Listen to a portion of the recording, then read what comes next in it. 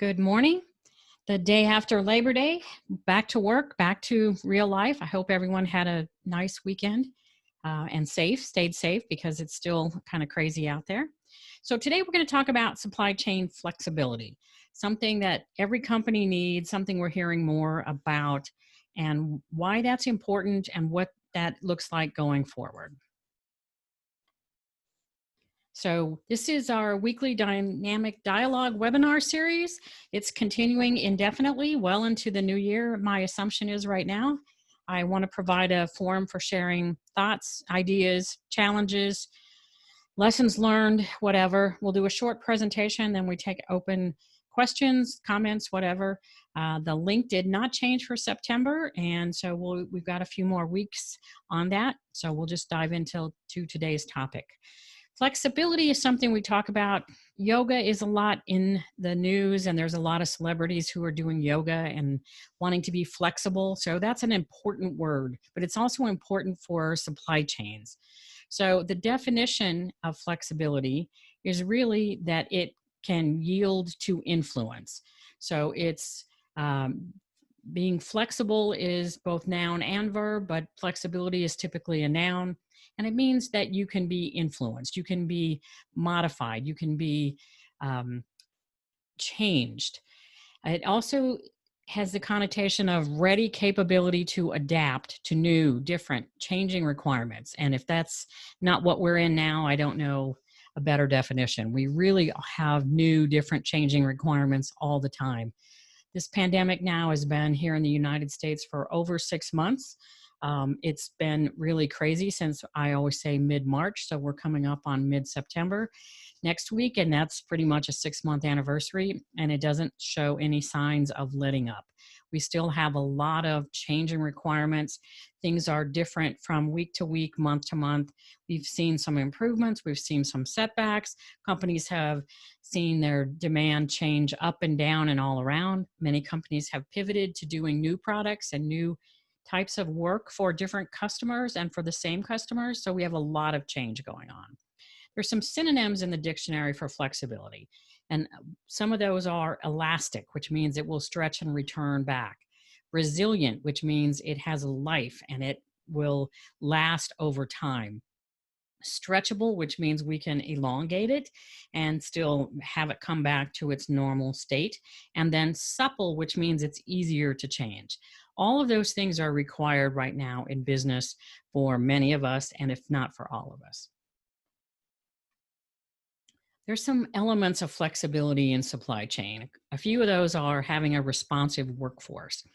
That's using temporary part-time workers. It's being able to upside and downside very quickly. A lot of companies have done that here in the United States for the last few years. They've used a lot of temporary workers. There's laws now, the AB5 here in California, that puts different requirements on temporary workers.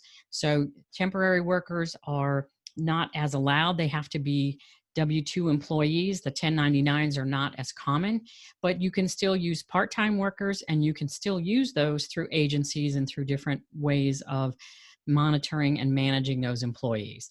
So that's an important factor, and it's an important contribution to how to be flexible in today's environment. One of the other really crucial things is training. Not only training, but cross-training, and then making sure that you're continuing to grow the skills on your staff, on your teams, to make sure that everything is getting better and getting stronger year to year, week to week, day to day. So it's very important to keep that training in mind and keep growing yourself as an individual, as a manager, as an employee, and also for looking out for your teams. There's a lot of ways that we're seeing fulfillment options now. If you're like me, you probably did some dining out over the weekend, which means we did takeout because we don't dine out these days. But there are a number of takeout things which restaurants in my area that never did takeout before, now suddenly that's their primary business. Some have established eat out alternatives in parking lots and dining out facilities. Some are starting to come back inside dining with greatly changed configurations and blueprints of their tables. but many are doing takeout. And that's a fulfillment option that we did occasionally before the pandemic, but now we do routinely. If we eat out, it's typically takeout. It's always takeout for us. Alternative delivery locations. Some companies are finding that they're taking delivery at different locations in order to handle the materials and be careful of the COVIDs. They're doing prep work on things. They're making sure that they have things clean for their workers. So there's different delivery locations. Some are interim locations where they do some cleaning, they do some examining, they let things sit for a while in order to make sure that there's no contamination on that. They treat things differently, and they have to have different locations because people are working from home. And so you can't have everything delivered to an office if there's no one in that office. So alternative delivery locations is another one. And then looking at different transportation methods and different companies for that. If you want to be flexible, routinely what we've done is put things on trucks. So if you have it on a truck, it's between here and say New York, it's 5 to 7 days. But if you need it faster, you can always put it in the air and do something differently. So that's been something that we've done, but now we're looking at that even expanded, even across oceans, because there's so much limit on transportation between countries, between people. People can't travel. So now we're transporting ourselves through Zoom meetings and lots of other different types of meetings that we didn't do before, or we did only occasionally, kind of as a last resort. Now we're doing different things. As I said, we're doing customer pickup for our food, our restaurant food, but companies are doing this now a lot for lots of different types of goods, whether it's a grocery store, a drugstore, a Target, Walmart. You can order numbers of things online and then actually just go and pick that up at a site, at a given site. You can do the transaction either when you pick up or typically when you do the order online. Amazon started this with their lockers a few years ago, and they've had lockers in the Whole Food store and different areas, but you're seeing a lot more of that now. And you're going to see that continue to be an option for people. Amazon has changed their pickups and their deliveries.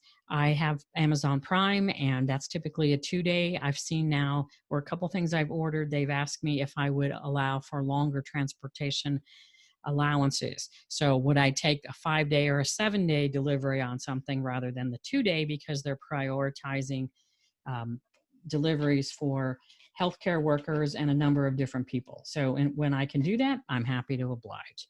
I can't always do it, but you can see what makes sense for different times, different places, different items that you need. And companies are doing the same. Again, there's a lot of different challenges that people are adapting to. People and companies are adapting to. Supplier engagement is one of the things that you need for flexibility. You have to understand your capacity, your own capabilities, and you have to understand that of your supplier. You also have to understand how they're allocating their capabilities and their capacities at any given time. As I said before, a lot of companies are pivoting and doing different types of work for new and legacy customers. So where they can, they're expanding their capabilities and they're expanding their capacities to oblige customers. Some have retreated and shrunk their capabilities and their capacities, and now they're coming back. But you're going to see that kind of ebb and flow for a while, depending on the needs of customers, depending on the types of goods and services that a company provides. Point of sale information has always been important. It's not always easy to get. A lot of companies don't get a lot of point of sale information, but they do get whatever sales information they get. They get their demand information. And that sharing across the lines, not only with tier 1 suppliers, but with tier 2 and tier 3 suppliers, is becoming a lot more common. And it's becoming very, very important to be flexible. The more information you have about what your customer is doing, the better you can prepare to help that customer and satisfy their needs and their wants. And that requires communication. Lots and lots of communication, more detailed communication, a lot more in-depth discussion of what's going on with companies than you've seen before. The business needs are heightened, and they've needed agility for a while and they've needed flexibility, but now they are on steroids. So we need to be able to, as a company, we need to be able to respond more quickly to demand changes and the opportunities that are identified. This comes in two flavors: a very short-term micro flexibility and a longer-term macro flexibility. If you think back to General Motors making ventilators, they did that on a pretty short-term notice. They put people on planes, they went to the companies that were making the ventilators, they looked at prints, they got information, they looked at what kinds of equipment they had that they could use, they made some changes, and they were able to very quickly come up and running to this. We saw the same thing a few years ago with Honda when they had a valve that the supplier had a devastating fire. And the fire was bad enough, and they said they could maybe get something going in 2 weeks, but it would be about 6 months before they got back up to speed and full capacity. 6 months in the car industry is a lifetime, and there's no way that they could manage that. So what they did is they got with the supplier who had the fire, they got many other suppliers. They did the same thing that we're doing now in the pandemic, is they shared the drawings, they shared the information, they shared the needs. They got the company that had the fire, they got them to do whatever they could, and then they got suppliers that had never made these parts before to start making these parts. They looked at companies who had those kinds of capabilities. They knew their suppliers. They had a trusted, reliable supply base, not 100%, but the ones that they did, they worked with. And they got these parts. Within 2 weeks, they were back up and running at full speed because they had several suppliers, about 24 total involved, and they were able to get back up and running and stay with their forecast delivery to their customers, and created the demand, or created the supply that met that demand without really missing too much of a beat, which was a huge thing. That happened a few years ago, and yet it happened again, and we needed to do that, and we're still kind of going back to the same thing. So I think we're trying to integrate and put these types of activities into our standard planning, standard operating procedures. We need to understand what we would do in terms of this. It's way over and above the business continuity exercises that we've done in the past and the discussion of business continuity that we've worked with on suppliers and part of the relationships. It's very much expanded, it's more detailed, and it's going to be here for a long time because we're seeing more and more challenges. We've got hurricanes. This is hurricane season. There's been a lot of activity on that already, especially in the south of the United States. There's been some threats on some other things. We've had earthquakes, we've had tsunamis, we've had all kinds. We've got fires everywhere here in California, which can be devastating. And so we need to be flexible across the supply chain. So when we talk about that, the business really needs to increase and decrease supply quickly to meet the demand. That means they need more parts and fewer parts from suppliers in order to get more goods and services, or less goods and services to their customers as the changes arrive. So that used to be something that we looked at. Yeah, we could plus or minus 5%, maybe 10%. Now we're looking at much wider swings in increases and decreases. We're being asked as middle people, if you will, middle organizations from end use customers in order to manufacture those goods and services. And so in turn, we have to turn around and ask that and demand that of suppliers. And again, not just tier 1 suppliers, but tier 2 and tier 3.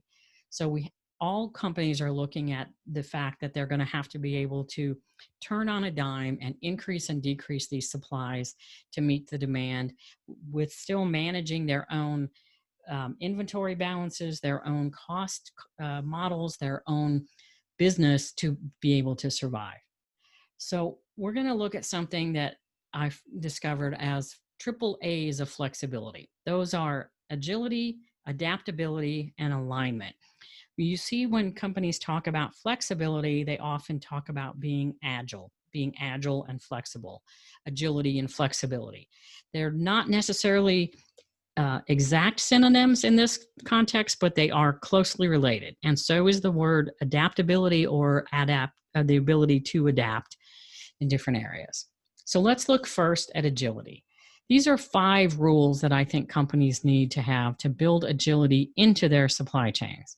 They need to be able to share information on changes to demand and supply almost continuously. I mentioned before point of sale information. If you have that and you can share that with your suppliers, that is a really big help. If you can't, and you don't have that kind of point of sale information, you still have to be able to get those changes, get that information from the customers, from the actual sales to your own production facility and then down to the suppliers as quickly as possible. And I use the word continuously because this is no longer acceptable to do this on a monthly basis or sometimes a quarterly basis to change your forecast. You have to be able to do that much more rapidly. And I would say not necessarily daily, but weekly you should be, or bi-weekly you should be feeding this information to your suppliers, and you should be talking about what the impacts of those changes are.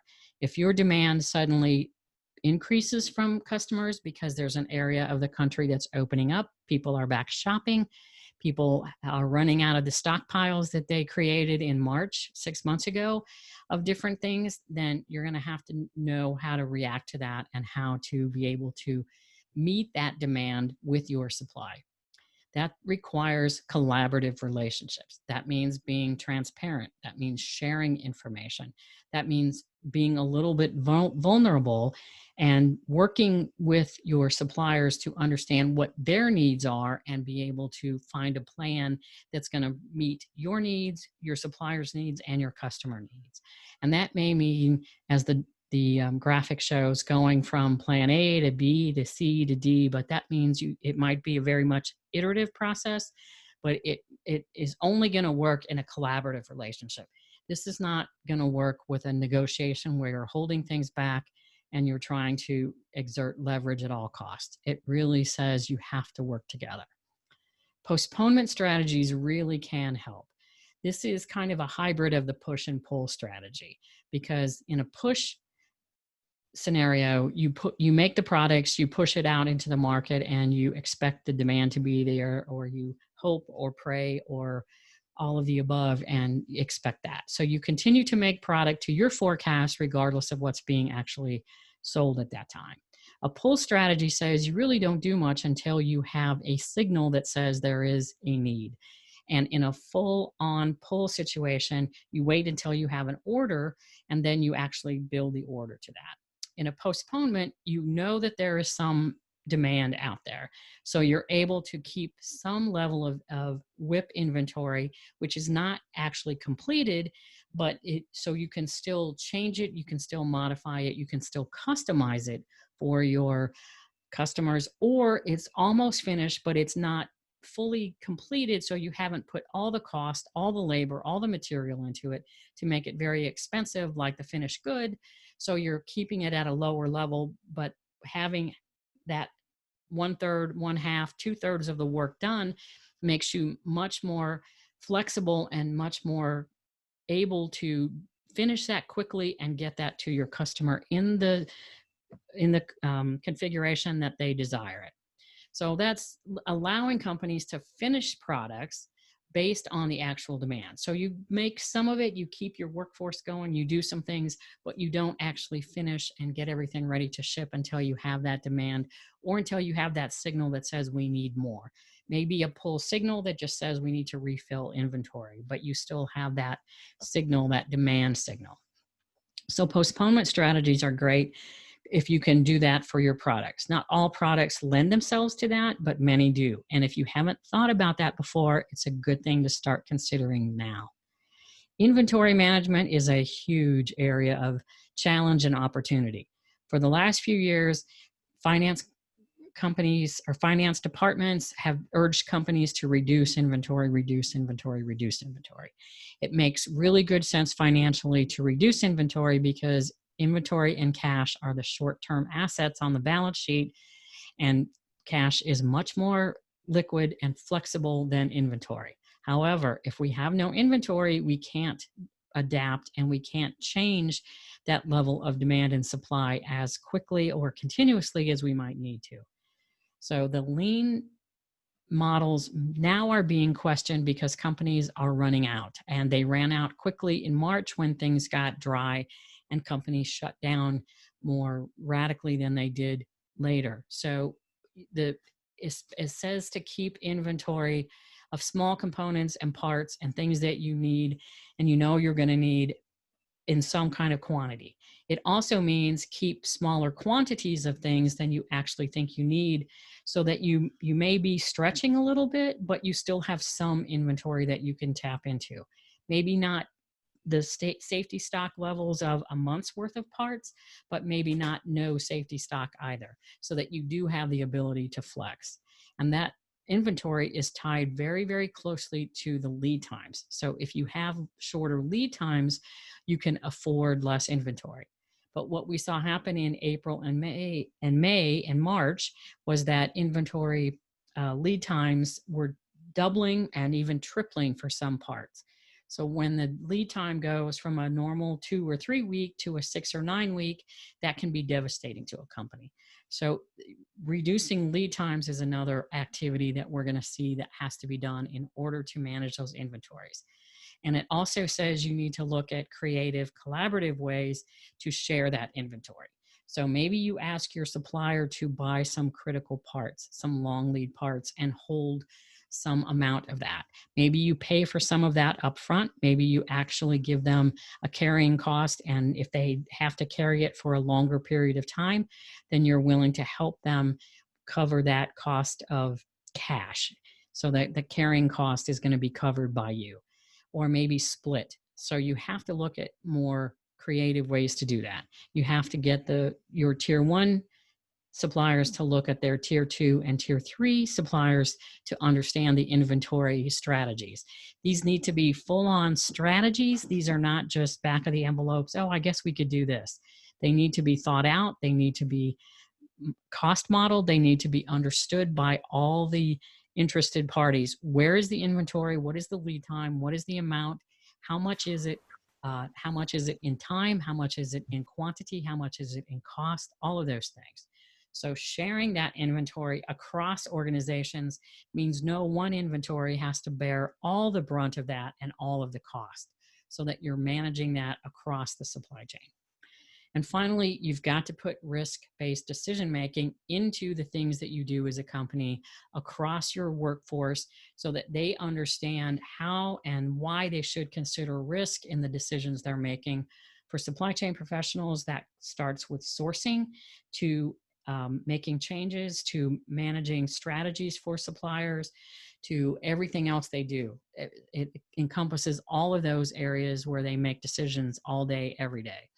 And it means that you have contingency plans that are much more detailed, mitigation strategies that are there, and you talk about these with your suppliers and with your organization, so that everyone is thinking and working toward the same kinds of goals.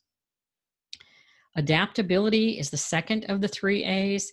That means you want to be able to identify demand changes in your forecast, changes in your supplier and your customers' behaviors and their buying patterns. You want to identify those very quickly.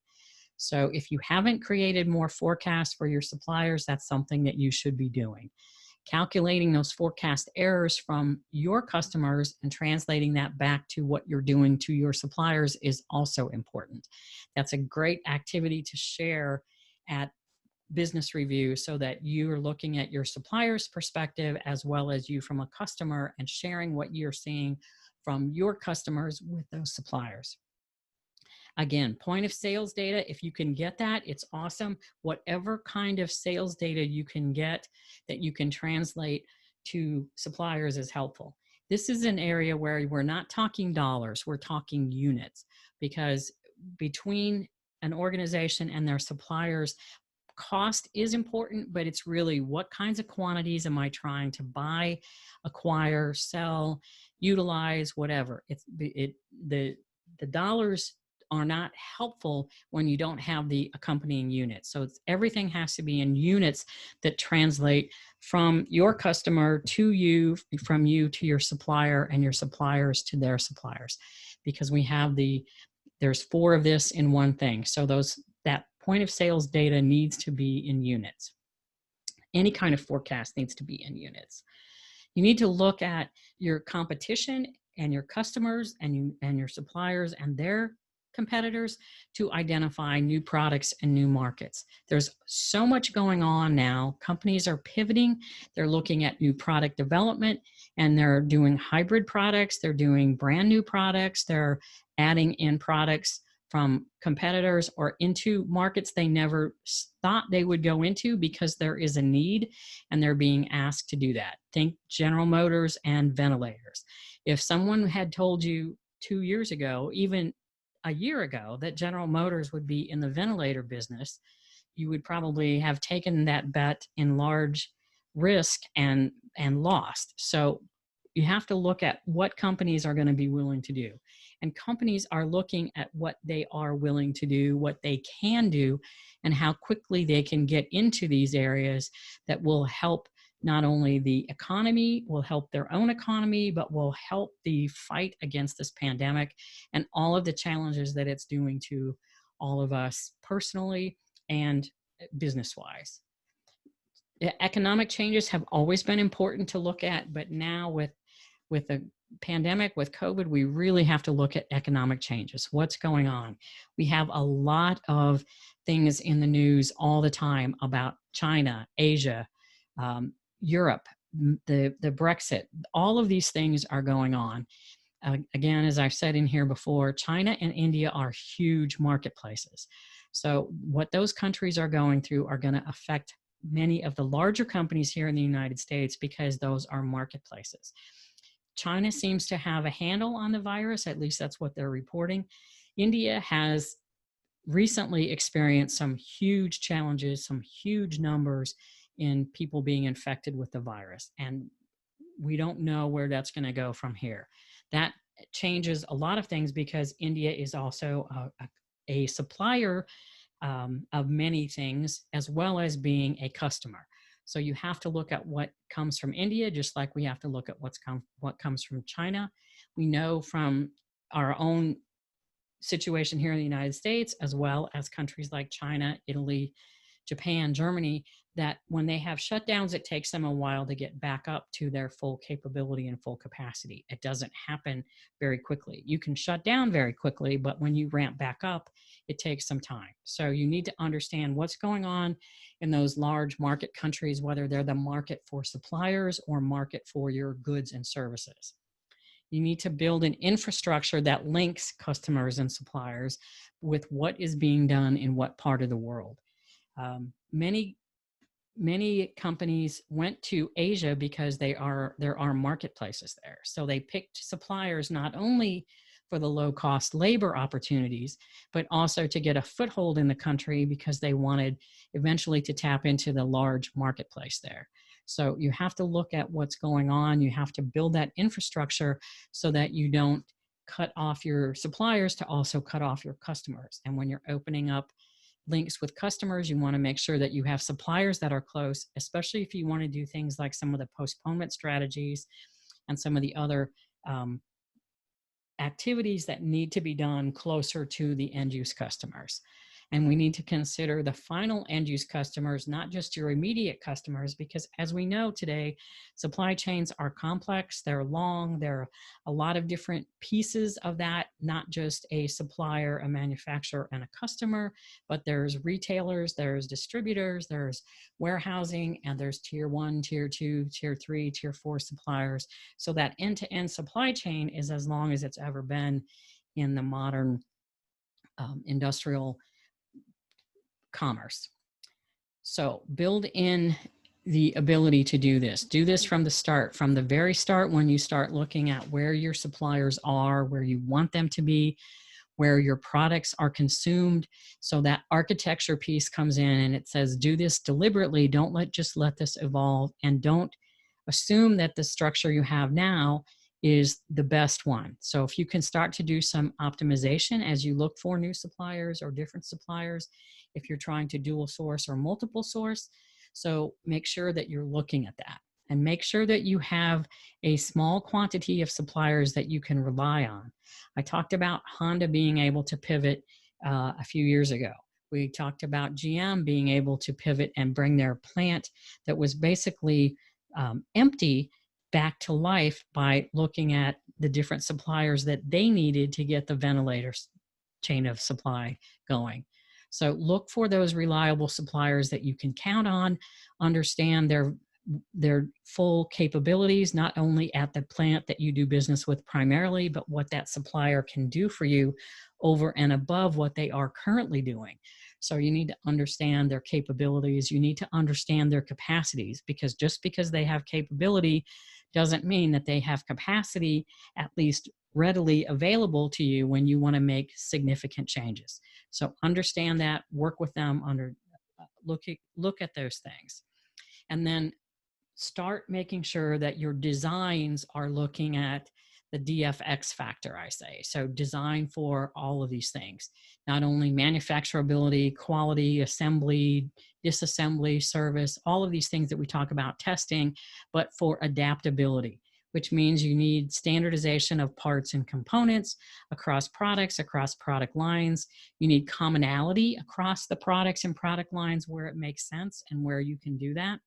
And then postponement strategies that will let you, as I said before, get some of this work available so that it can be quickly finished and sent to suppliers without costing the company a huge amount in holding finished goods that include all the labor and all the materials and none of the revenue while you're sitting on that inventory waiting to be able to sell it.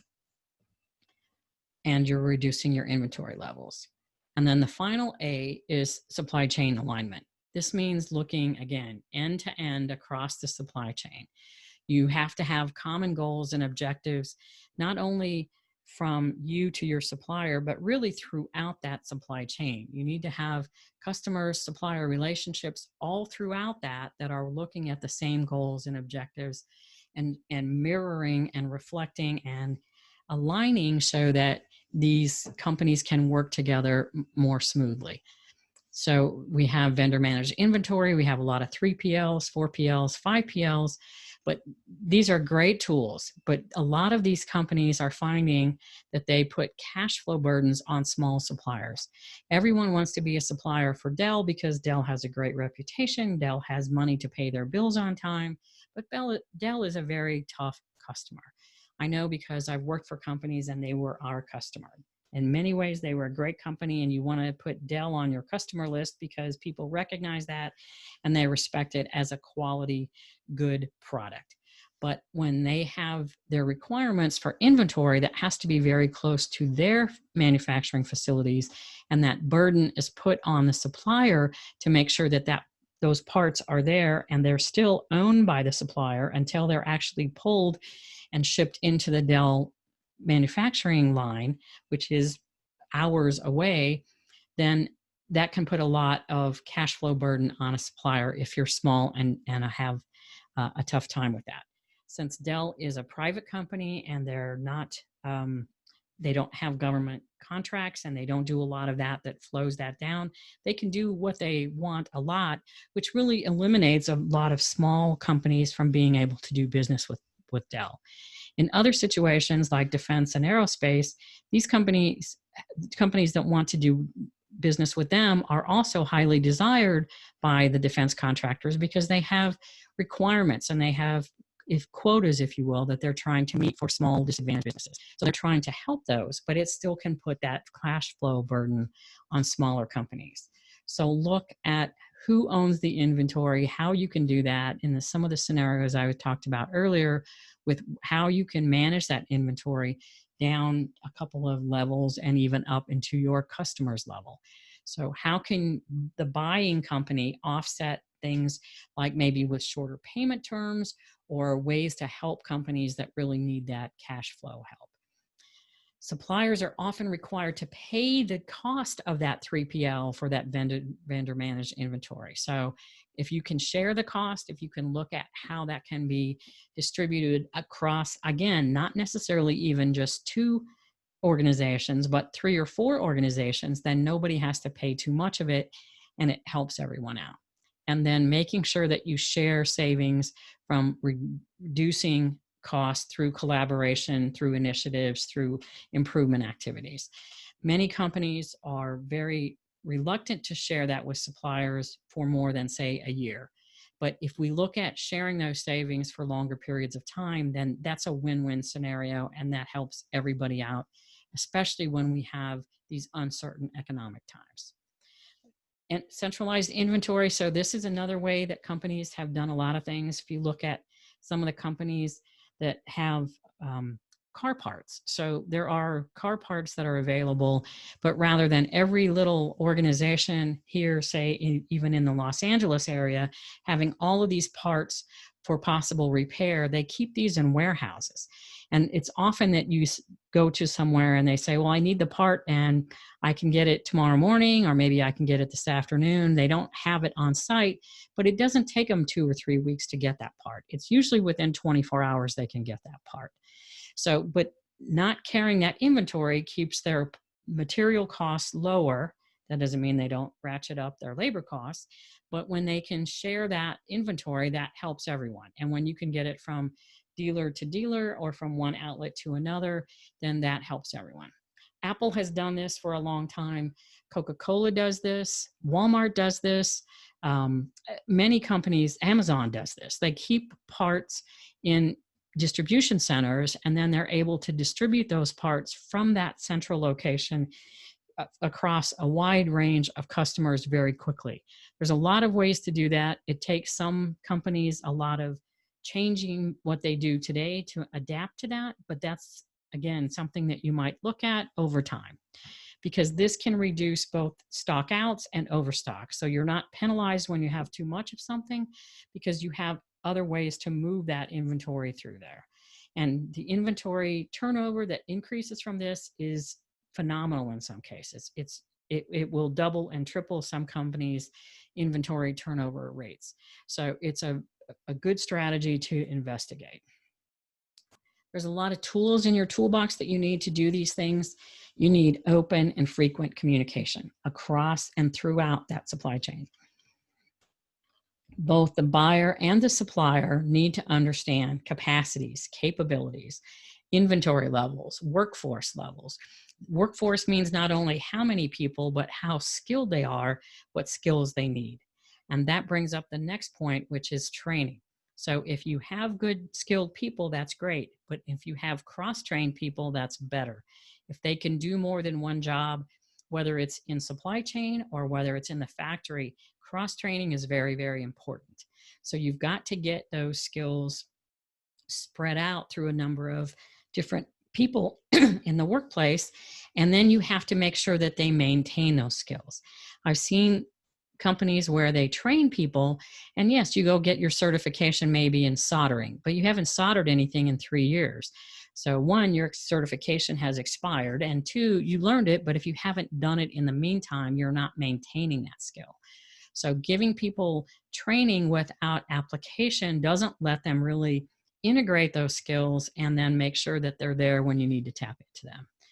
And then what skills do you not have, and how are your hiring practices crafted to meet those, to be able to expand those skill sets and enhance the skill sets that you have? And are you looking at cross use of people in organizations? For instance, if you're in a procurement organization, but you need quality, is there somebody in a quality team or that has quality expertise, even from a supplier maybe, that you can borrow to train people in your organization? Blueprint reading skills is another one like that. If your team doesn't understand some of the financial things, then go find the controller and go find good people in the finance department to help you learn about payback periods, cost of money, return on investment, return on assets. Good finance people will be very happy to come in and train your organization on how those things work, what they need to do, and how that needs to get done. Expectations. This is a tool that we have. We always have this because we can always reset expectations. We think, oh, I didn't ask for that up front, so I can't ask for that. There's nothing that prevents you from asking. If you ask for help, the worst they can say is, I can't help, or no. If you're told that answer, you might be able to live with it, or you'll have to find another solution. But if you ask for help and the help is there, then it makes everyone's life easier. So don't be hesitant to ask for what you need and for what you want from your supplier, from your customer, from your stakeholders and your partners internally. These are times that require creativity and collaboration. When I say creativity, that means innovative thinking, out of the box thinking, whatever you want to call it. It means not doing things the way we've always done them, not necessarily settling for the way you learned to do it. Is there a different way? Is there a better way? We need to move with the times. So what I know for sure is this pandemic has challenged almost everyone, every company, in unique ways and in very common ways. So where your challenges may be individual to you, we all have challenges. So what are they and how can we help each other? My mother and my grandmother always said necessity is the mother of invention. So now that we need things, we have to go invent them. We need to be able to come up with new tools and new processes and new ways of doing things.